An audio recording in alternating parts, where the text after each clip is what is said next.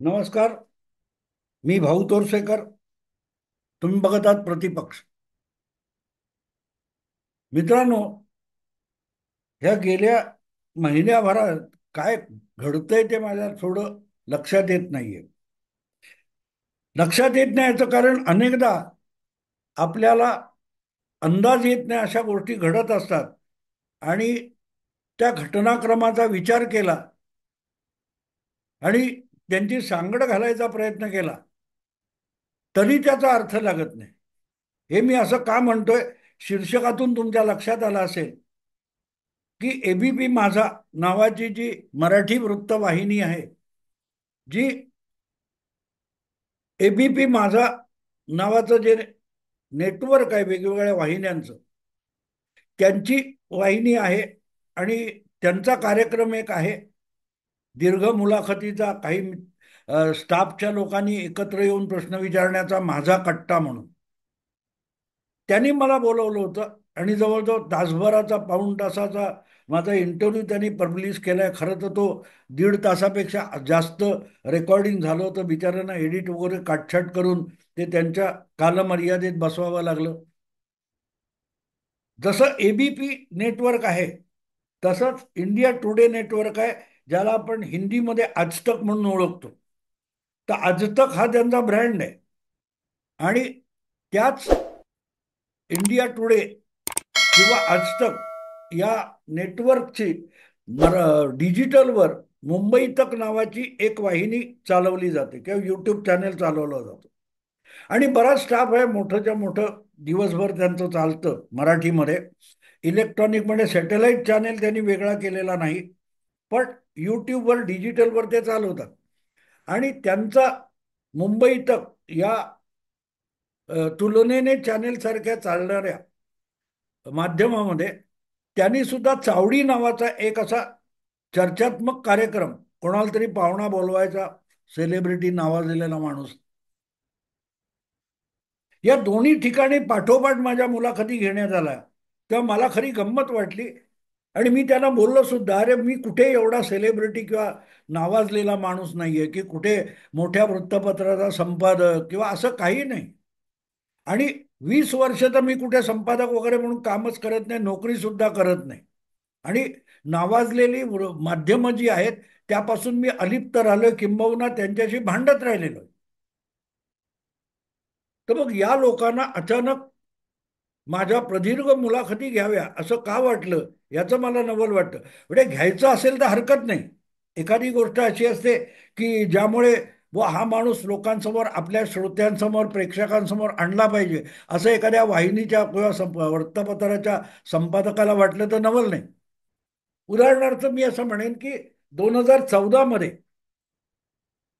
जेव्हा लोकसभेच्या निवडणुका झाल्या, त्यावेळेला मोदीच का या शीर्षकाचं माझं पुस्तक प्रकाशित झालं होतं. 2014ची निवडणूक भाजप आणि भाजप प्रणित एनडीए जिंकेल एवढंच नव्हे, तर मोदी एकपक्षीय बहुमतापर्यंत मजल मारतील आणि पंतप्रधान होतील असं भाकीत मी केलं होतं. आणि ते बरोबर ठरलं. आता त्यानंतर सगळा सर्वे वगैरे न घेणारा एक सामान्य पत्रकार असं कसं लिहू शकतो आणि त्याचा अंदाज असा बरोबर इतका का येऊ शकतो, यासाठी जर माझी मुलाखत घेतली गेली असती तर मी समजू शकतो. पण त्यालाही आता 10 वर्ष होऊन गेली. 2019च्या जेव्हा लोकसभा निवडणुका आल्या, तेव्हा माझे पहिल्या पुस्तकाचे प्रकाशक माझ्या मागे लागले होते. 2018 मध्ये माझं एक व्याख्यान होतं आणि ठाण्याला, आणि त्या व्याख्यानाच्या प्रसंगी एका श्रोत्याने मला प्रश्न विचारला की 2014चा तुमचा बरोबर अंदाज आला, 2019च्या लोकसभा निवडणुका जवळ आल्यात आणि तुमचा अंदाज काय? आणि त्यावेळेला जवळजवळ 8-9 महिने लोकसभा निवडणुकीला शिल्लक होते. आणि अशा वेळेला हा प्रश्न मला विचारला गेला होता आणि मी तिथल्या तिथे उत्तर दिलं होतं की मोदी आणि भाजप 303 जागा घेऊन जिंकून येतील. मग तिथेच त्या श्रोत्यांमध्ये आमचे प्रकाशक दिलीप महाजन बसले होते आणि ते तत्काळ मला नंतर भेटले, व्याख्यानानंतर म्हणाले, भाऊ परत एकदा पुस्तक लिहा, मोदी 303 कसे होतील. आणि त्यानेच पुस्तकाचं शीर्षक ठरवून टाकलं, पुन्हा मोदीच का. आणि मी परत एकदा लिहिलं. आणि गंमत, सगळीच्या सगळी मीडिया मोदींची टिंगल उडवत असताना 303 हा आकडा पूर्ण झाला. भाजपचे लोक प्रचार म्हणून करत होते, पण मी ते अत्यंत राजकीय तर्कशास्त्राने, पॉलिटिकल लॉजिकने तो माझा अंदाज व्यक्त केला होता. पण मी कुठे सर्वे घेतला नव्हता. मुद्दा असा आहे की अशा वेळेला, म्हणजे 2014 असो किंवा 2019 असो, या लोकसभा निवडणुकांमध्ये मी व्यक्त केलेला अंदाज बरोबर ठरला, तर ते कौतुकाची गोष्ट होती. मलाही धक्का बसला होता, कारण तो अंदाज होता, कुठचंही गणित नव्हतं. हा पण लॉजिक होतं, एक राजकीय लॉजिक. आणि माझा राजकारणाचा जो अभ्यास आहे निवडणुकांचा, त्याच्या आधारे व्यक्त केलेला तो एक अंदाज होता. तो चुकूही शकला असता. आणि 2024 मध्ये माझा पुस्तक लिहिलं तरी अंदाज चुकला. त्यामुळे तो अंदाजच होता. पण मला गंमत अशासाठी वाटते की 2014 असो किंवा 2019 असो, अशा वेळेला माझा अंदाज बरोबर ठरला नव्हे. मी त्या मागची सगळी कारण मीमांसा निवडणुकीच्या आधी केली होती, जी निकालानंतर बाकीचे करत होते. ती मीमांसा बरोबर ठरल्यानंतर माझी दखल मुख्य प्रवाहातल्या माध्यमांनी घ्यायला पाहिजे होती, पण नाही घेतली. हा एक अपवाद आहे. 2019च्या निकालानंतर एका इंग्रजी दैनिकाने मुंबईच्या मला मुद्दाम बोलवलं होतं. ती चर्चा जी झाली ती जाहीरपणे रेकॉर्ड वगैरे केलेली नाही. पण त्या इंग्रजी दैनिकाच्या संपादक मंडळात जे काय 20-25 लोक होते, त्यांच्यासमोर त्या संपादिकेने मला बोलवलं होतं. आणि मी अंदाज कसे बांधतो, माझे अंदाज बरोबर येतात, पण मी अंदाज कसा बांधतो, राजकीय अभ्यास मी कसा करतो, हे जाणून घेण्यासाठी 1.5-2 तासाची चर्चा केली होती. पण तो अपवाद वगळला तर कोणालाही माझी मुलाखत घ्यावीशी वाटली नाही. मग आज 5 वर्षानंतर आणि 2024 मध्ये माझा अंदाज साफ चुकल्यावर माझी मुलाखत घ्यावी असं या मुख्य प्रवाहातल्या लोकांना का वाटायला लागले. आणि ही सुरुवात आहे मित्रांनो. मला खात्री आहे इतरही अनेक जण कुठून ना कुठून संकेत देत असतात की तुम्हाला बोलवलं पाहिजे, तुमच्याशी चर्चा केली पाहिजे, वगैरे वगैरे वगैरे. मुद्दा असा आहे की हे सगळं जितक्या अगत्याने सांगितलं जातंय, त्यामुळे मी थोडासा चकित झालेलो आहे की असं काय चाललंय, असं काय घडतंय की एबीपी, माझा कट्टा आणि मुंबई तकवाल्यांची चावडी अशा ठिकाणी एक एक दीड दीड तासाच्या माझ्या मुलाखती, सामूहिक मुलाखती किंवा संवाद हा कशासाठी योजला जातोय. कारण नवीन काय नाही, मी स्वतः कोणतरी अडगळीत पडलेला वगैरे नाही. ज्येष्ठ जुना म्हातारा पत्रकार असलो तरीही मी माझं स्वतःचं प्रतिपक्ष नावाचं मराठी युट्यूब चॅनल चालवतो. खेरीज हिंदीमध्ये प्रतिवाद नावाचं युट्यूब चॅनल चालवतो. अनेक हिंदी युट्यूबर्स आहेत, ते मला बोलवतात, माझ्या मुलाखती करतात, माझ्याबरोबर डिबेट करतात. आणि यालाही आता 4-5 वर्ष उलटून गेलेली. मग या कट्टा किंवा चावडी या ठिकाणी मला बोलवण्याची गरज काय आणि प्रयोजन काय, हे खरोखरच मला कळलेलं नाही. हा पण अनेक जण गडबडतात. माझे चाहते आहेत, माझे विरोधक आहेत, मला शिव्या घालणारे आहेत, माझ्याकडे कॉमेंट्री बंद असते. तर अचानक या माध्यमांना माझ्या मुलाखती घेण्याचं का वाटावं, हे मलाही न उलगडलेलं कोडं आहे. आणि तुम्हाला माहिती आहे की माझ्याकडे प्रतिपक्ष असो, प्रतिवाद असो, याच्या खाली मी ज्या कॉमेंट केल्या जातात त्या कॉमेंट बॉक्सला बंद ठेवलेलं आहे. आता 4.5 वर्ष झाली. येत्या एप्रिलमध्ये 5 वर्ष प्रतिपक्षाला पूर्ण होतील. पण मी कॉमेंट बॉक्स बंद ठेवलाय. आणि त्याचं कारण अनेकदा सांगून झालंय, पण खोळ्यासारख्या प्रतिक्रिया देणाऱ्यांचा तुटवडा नसतो. आणि म्हणूनच कॉमेंट बंद का वगैरे वगैरे असले खोडे प्रश्न विचारले जातात. मुद्दा तो नाहीये. पण एका युट्यूबरला अशा प्रकारे सन्मान देण्याचं या मुख्य माध्यमातल्या, मुख्य प्रवाहातल्या माध्यमांच्या आवश्यक का वाटलं, असाही मला प्रश्न पडतो. किंबहुना माझं असं मत आहे की कदाचित जी उलथापालथ एकूण माध्यम क्षेत्रामध्ये सध्या चालू आहे.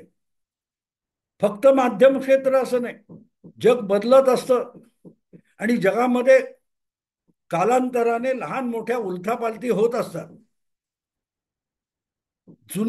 जुनी व्यवस्था असते ती कात टाकून नवं रूप धारण करत असते. आणि जी गोष्ट मानवी जीवनाला किंवा सजीव जगताला लागू होते तीच कुठल्याही व्यवस्थेला लागू होते. एखादी व्यवस्था जेव्हा कालबाह्य व्हायला लागते, तिला वेळीच स्वतःमध्ये महत्वाचे बदल करावे लागतात टिकून राहण्यासाठी. आणि ते जर केले नाही तर ती व्यवस्था नष्ट होते. आपण आहे तेच चालवत राहिलो तर नाही. जगात आता बघा, लँडलाईन जाऊन मोबाईल आले, मोबाईलच्या पुढे इंटरनेट आलं, डिजिटल आलं, किती फरक पडलेला आहे. पण माध्यमात काम करणारे जे कर्मचारी असतात, जे स्वतःला पत्रकार म्हणवतात, ते काळानुसार बदलले नाहीत. तर मग हळूहळू करत त्यांचा जो ग्राहक असतो, त्यांचा जो पाठीराखा असतो, तो दुरावत जातो आणि कुठच्या तरी नव्या गोष्टी स्वीकारत जातो.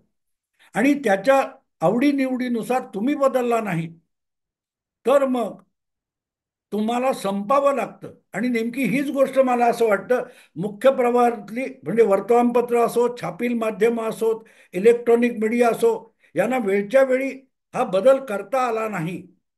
आणि त्यामुळे नवी नवी माध्यमे आल्यानंतर एकेकाची मक्तेदारी उद्ध्वस्त होत गेली. आज माध्यमातल्या बऱ्याच लोकांची जे ढुढाचार्य बनून बसले, मठाधीश बनून बसले, त्यांचा प्रभाव कमी होत गेला. आणि पर्यायाने जी प्रस्थापित माध्यमं होती ती जवळपास जमीनदोस्त होत गेलेली आहे. जवळजवळ जमीनदोस्त होत गेलेली आहे. आणि इथे आमच्यासारखा एकांडा शिलेदार, ज्याला डिजिटल प्लॅटफॉर्म मिळालेला आहे, यूट्यूब हा डिजिटल प्लॅटफॉर्म झालेला आहे.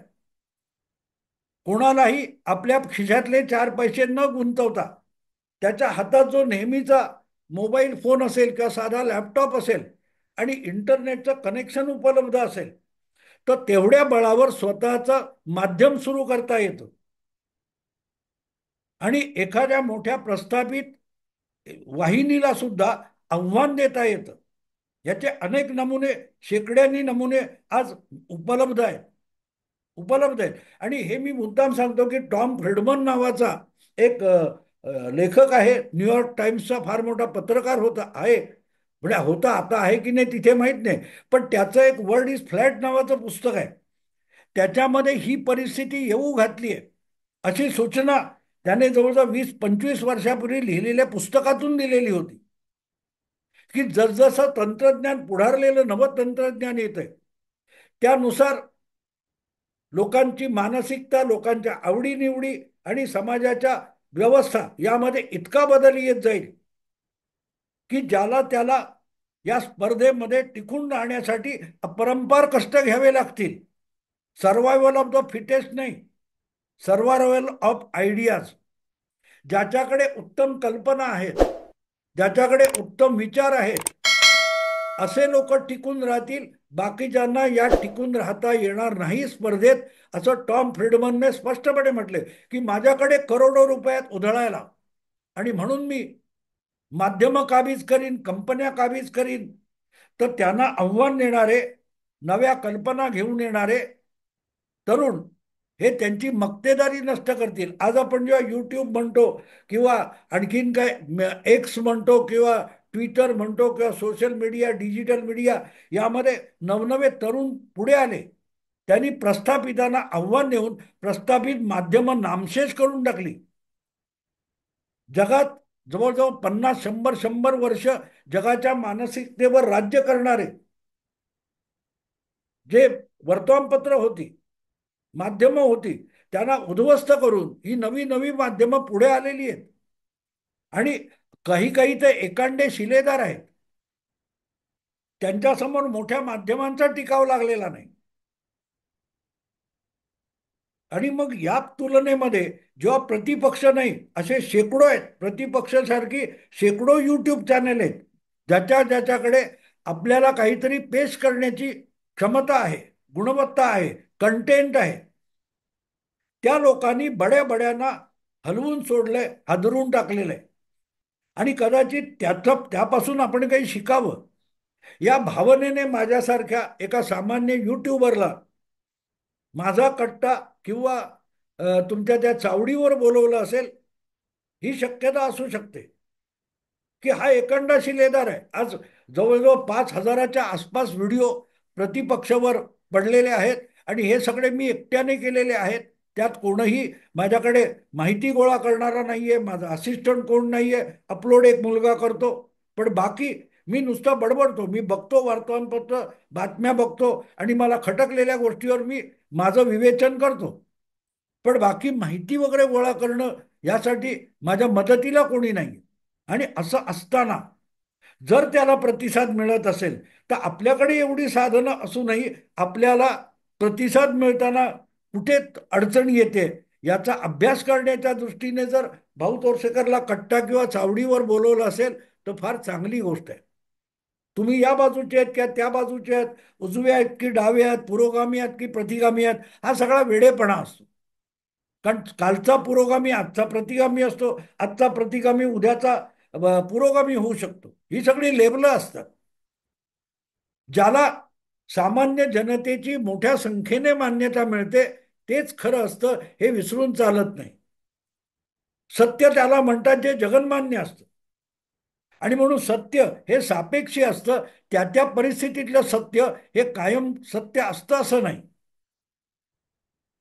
आणि तिथे मग मला असं वाटतं की ज्या प्रकारे मला बोलवला त्या प्रकारे जर नवनवे युट्यूबर्स असतील, माध्यमामध्ये आपली चमक दाखवत असतील, अशा लोकांना बोलवून प्रस्थापित माध्यमांनी सुद्धा आपल्याकडे जी त्रुटी निर्माण झालेली आहे, उणीवा आहे, त्या भरून काढण्यासाठी अशा रीतीने एकांडी शिलेदारी करणाऱ्यांकडून काही शिकण्याचा प्रयत्न होत असेल तर ते अभिनंदनीय आहे.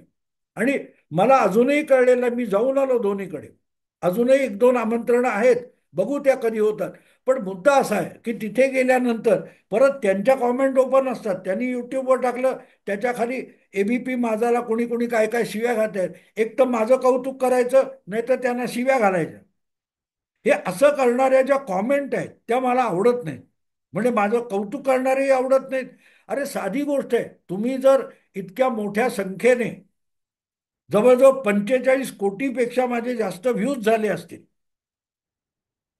तर मग मी करतोय ते आवडतंय हे मला आपोआप कळतं किती व्ह्यूज मिळतात. आणि ज्यांना बघायचंच नाही शिव्या घालायचे, अशा दोघांनी खाली कॉमेंट करणं गरज नाही. हा कुठे चुकलंय हे सांगण्यासाठी कॉमेंट आवश्यक आहे.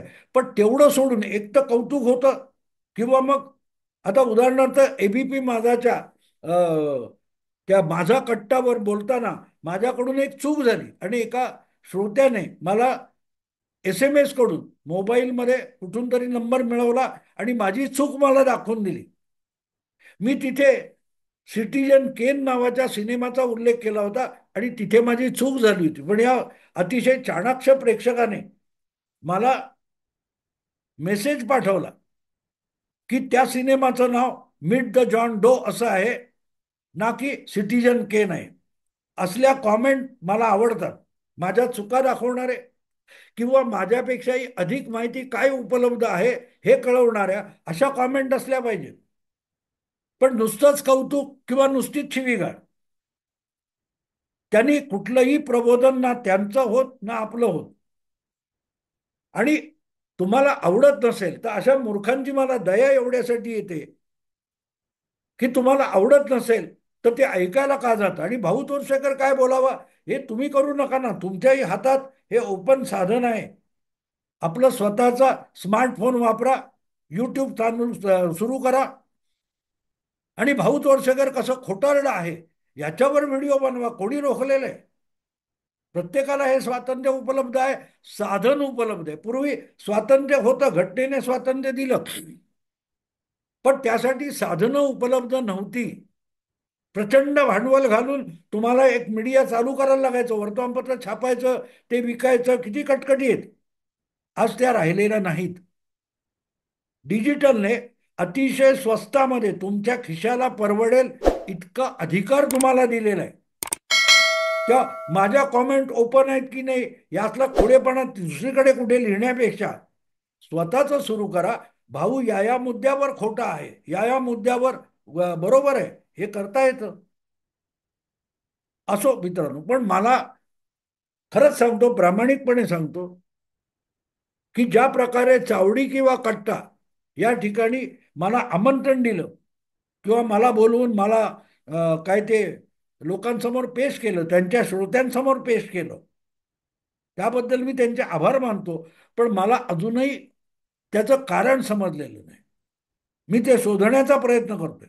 हा, एक आहे की आमच्यासारख्या एकांड्या शिलेदारांना मिळणारं यश, हा जो त्यातला विषय असेल, तर मला असं वाटतं की ही चांगली सुरुवात आहे. शिकावं कोणाकडूनही, लहान मुलाकडून पण शिकता येतं.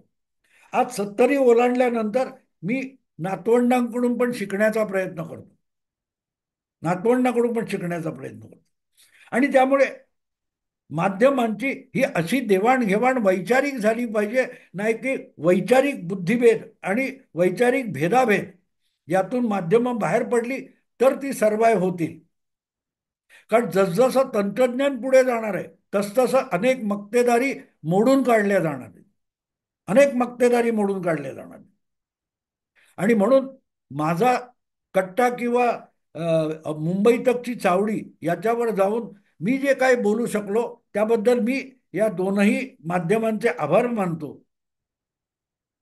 पण तरीही हे अचानक हे पेव कुठून फुटले याचा प्रश्न माझ्या डोक्यात घुमत राहणार आहे. कदाचित काही दिवसांनी त्याचं उत्तर सापडलं तर स्वतंत्रपणे व्हिडिओ करून नक्की सांगेन. आत्ता इथेच थांबतो. आवडलं लाईक करा, शेअर करा आणि प्रतिपक्षाला सबस्क्राईब करा. नमस्कार.